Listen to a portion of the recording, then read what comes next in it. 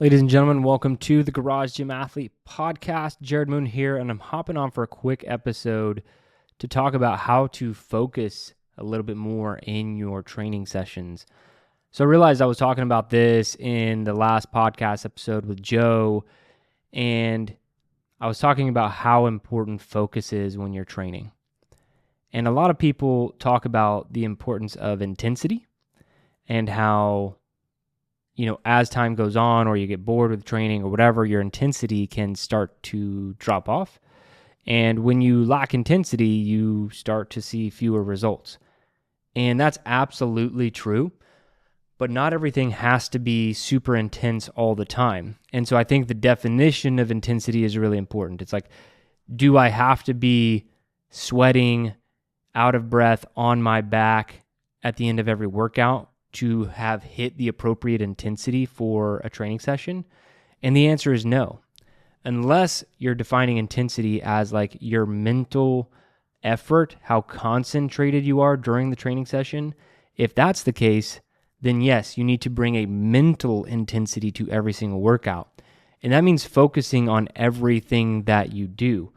Now, this is hard to do in perpetuity. It's hard to do every single training session. It takes a lot, and it will fatigue you mentally. And I'm going to give you some ideas to, work this through. It's really two main things that I'm going to go over today.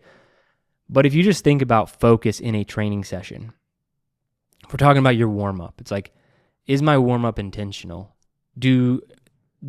Are the movements I'm doing in the warm-up going to help me be ready for the training session? That's very important. And then when I'm going through the movements, am I trying to do quality movements? Like if I'm stretching my hamstrings or I'm running on the treadmill, like I look at a warm-up as practice for fitness, for your training. So like if I'm doing a quarter of a mile jog, let's say on the treadmill or just out on the street as part of my warm-up, that's a great time to work on running form, maybe work on your foot strike.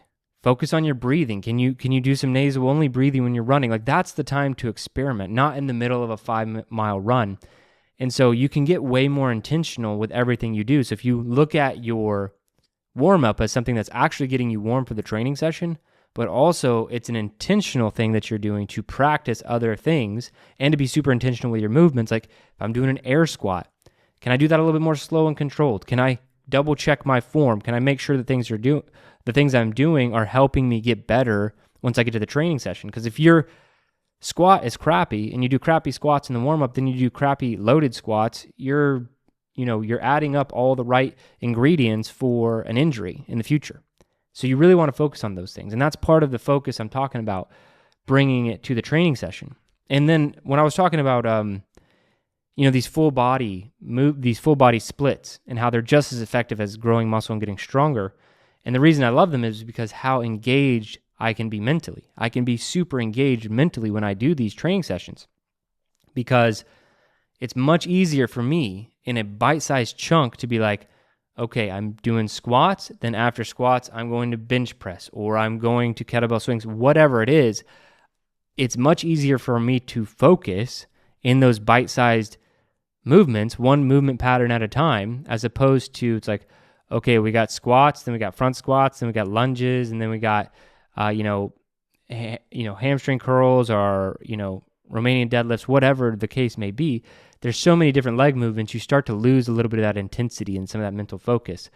And I really think this is a huge unlock to a lot of results in fitness. So it is intensity.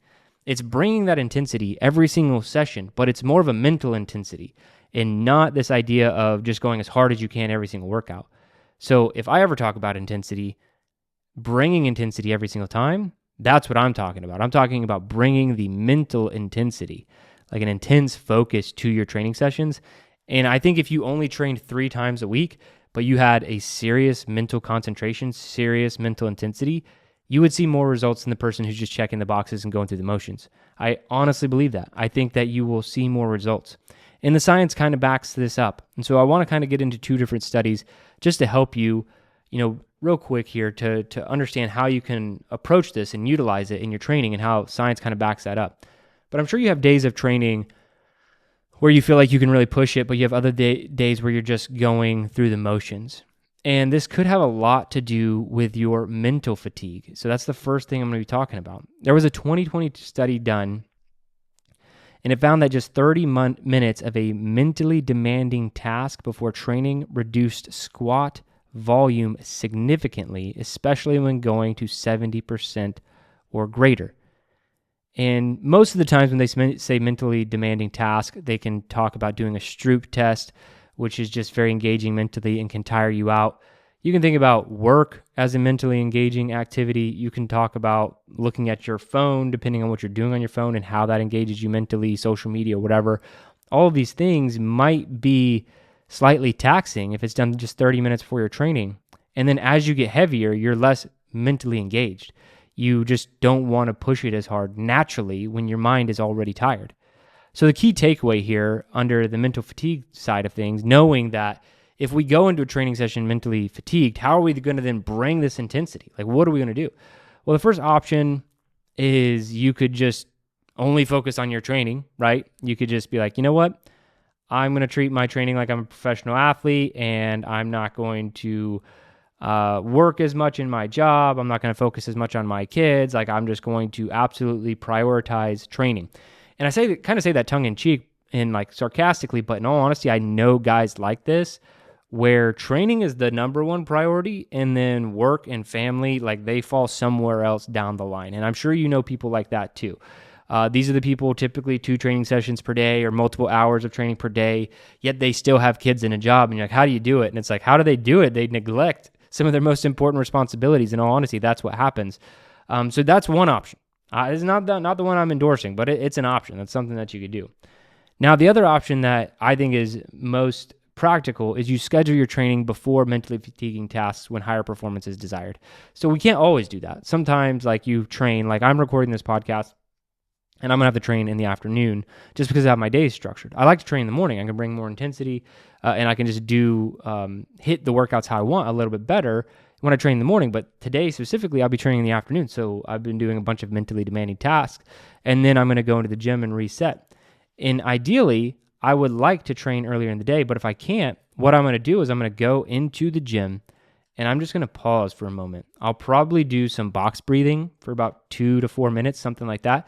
Just some sort of a reset to let my brain disengage from what I was doing and get engaged in what I'm about to do. Now, it might not be the best mental intensity I could bring versus like a morning training session, but it's like I'm trying to reset so I can go into this as mentally fresh as possible. So I think having some sort of like buffer period in between can really help. And so I think if you can really tackle your training earlier in the day, that's the main takeaway. Like let that be your mentally demanding thing, because what's cool about fitness is if you do something really demanding in the gym, it doesn't necessarily take a toll on your work unless you're pushing yourself like to like limits beyond maybe what your capability are. Like if you're doing a weighted Murph every morning before you hit work and you're not really trained for that. Yeah, maybe you're exhausted going into work, but most of the time you're going to feel energized and feel great after a training session. So, I mean, we all have life to work through on a daily basis and life is demanding. It's a demanding mental task by itself if you're doing it right. But Mark Twain once said, eat a live frog first thing in the morning and nothing worse will happen to you the rest of the day. So do the hard things first and you're good to go. Because the fact is, if you're training consistently, you're good to go. But if you are looking to squeeze more performance, you want more performance gains out of your training sessions, just check your mental fatigue in relation to your training time. So you can get more of that mental intensity, more of that mental focus, and see more results. Now, the second thing I want to talk about, and this will be the last thing, is music. This is very interesting. This is another study. And I'll kind of start with my thoughts on music. I think there's a lot of benefit to training in silence, listening to your internal chatter, and seeing how you talk to yourself, seeing how you, just seeing what your mental chatter is when you are doing hard things. Like when things get tough, when the heart rate gets up, the weight gets heavy, what is happening inside your brain? Don't drown that out with music all the time. I think having I call it the no motivators workout. It's like no pre-workout, no music, nothing, just you and the weight or you and the road. and just get to know yourself a little bit better. I think that's a phenomenal way to go about things, but I don't think you have to do that every single training session. So going back to the science, there was a 2021 study done of 10 men with an average of 7 years of training experience and a training frequency of at least 2 to 3 days per week, and they found music can be a game changer.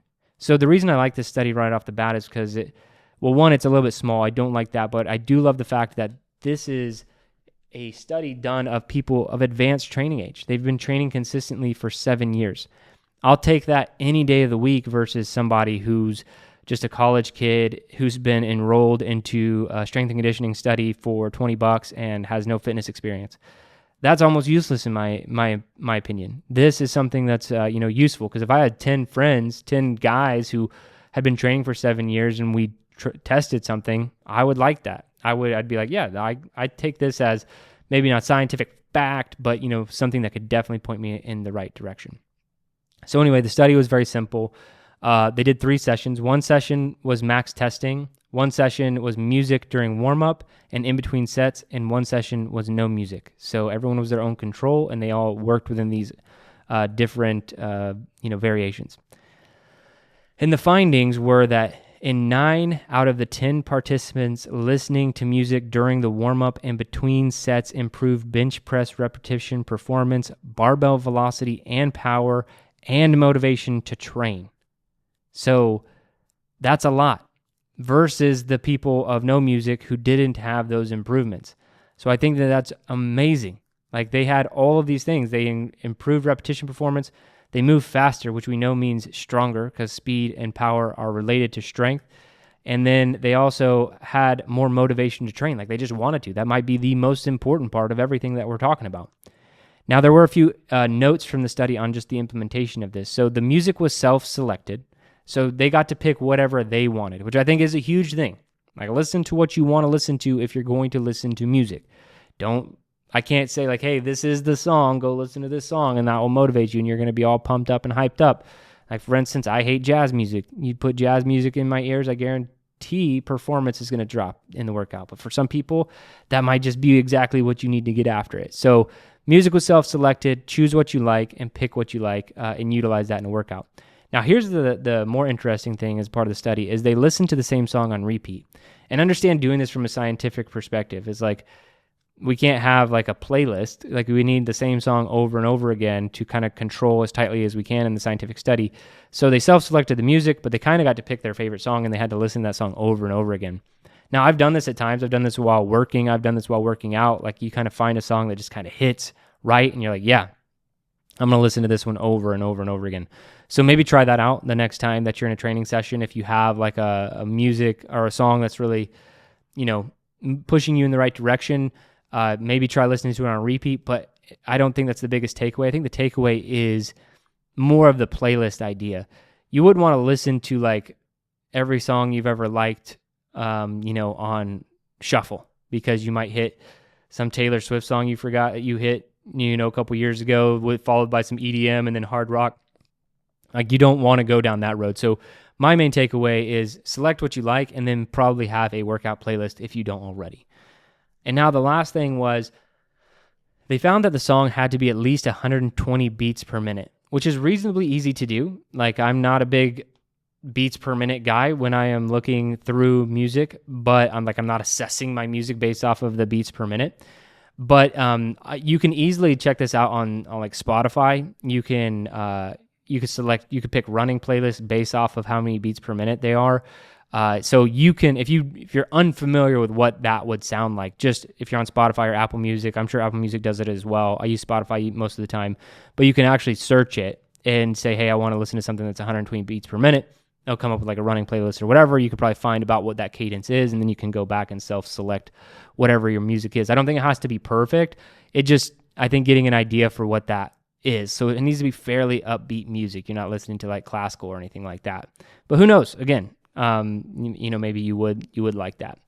And so that's basically it when you're getting into the focus and motivation, is try to pick a time that coincides with your optimal time for training. That's the thing. Watch your mental fatigue. Try to get it earlier in the day. Try not to do it after something incredibly mentally demanding. But I'd say if you did have a really mentally demanding day and you can still go get the training session done, that's building a different muscle. So like, let's not discount that. Like if I'm just absolutely exhausted, I had the hardest day, I feel like I can't even think straight, and maybe it was like incredibly stressful, and I still finish the workday and I go do a training session, that training session is not going to be optimal if like compared to had I done that training session first thing in the morning. But I'm building a different muscle of being able to push myself to do something I probably don't really want to do when I'm really tired and really mentally fatigued. Again, the training session might not be phenomenal, but what you're building up for life there, that mental toughness, that mental fortitude, that's also huge too. So let's not forget that. There's no real such thing as like a bad training session, so long as you don't get injured. There's no real bad training session. If you can go in and do the training session, good for you. You did the training. That's solid. That's the biggest part of it. But what we're talking about here is how to get the most. How can you squeeze the most out of a training session? And that's when you want to bring that mental intensity and that mental fortitude. So when you do that, when you're bringing that, you need to be the least amount of mentally fatigued as you possibly could. So that's a big part of it. And then also music, getting in there and finding some music that helps you and trying to be dialed in mentally. And then the last little tips I had, just like kind of on the side, like I said, making sure that you have that super intentional warm-up. I think that sets the right frame of mind for the rest of the training session, knowing I'm being super intentional with my movements, everything I'm doing, I'm practicing everything is practice for the actual training session, having that mentality, and then also maybe some breath work or just a moment of silence, whatever works for you as you transition from something that's more mentally tough to that training session. But treat it like it's an event, okay? Like when you go into training, be like, hey, this is training today. This isn't my workout. This isn't exercise. This is my training. I'm training my body. I'm training to get better. I'm going in this to train today. That's why we always say train. That's why we say training sessions here at Garage Gym Athlete. I'm here to train. When you take that mentality, that's half the battle. It's like you show up, I'm here to do something. I'm here to get better. I'm here to be a better human. I'm here to train hard. I'm here to do all these things. That's what we're going after when we want to hit a training session, and that will make you so much better, and you see so many more results if you attack your training sessions this way to the best of your ability for as long as you can.